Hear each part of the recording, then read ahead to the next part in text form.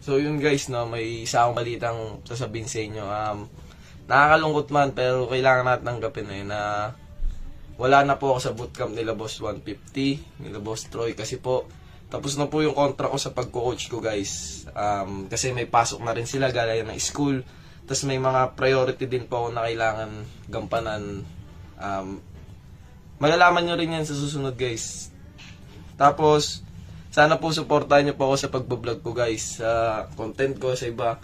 Huwag kayong mag-alala guys, gagawa ko ng paraan guys para mapasaya ko pa rin kayo sa content ko. And yun nga pala guys, may pag 1v1, 2v2, 3v3 or 5v5 ako sa mga fans natin na taga Las Piñas.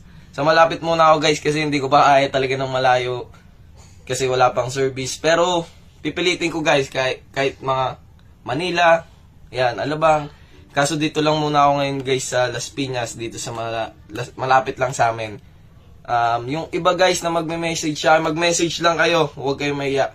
Mamimili ako ng mga dadayuin namin, papadayuin namin sa lugar ko, yun. Pero priority ko muna guys yung 1v1 ko, mamimigay ako ng jersey sa mga kalaro ko. Tapos pag nanalo sa akin guys, may bonus na 2,000 pesos. So yun lang guys. Ulitin ko guys, di nyo na po makikita makakasama nila Boss Troy, nila Boss 150, nila Boss R. Pero okay lang yun guys, pipilitin ko na makapunta doon, na makadalaw para makita sila.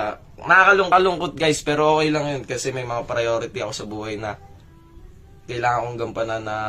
So yun lang guys, salamat sa panonood. Sana suportahan nyo pa rin ako sa pagbablog ko. Yun lang.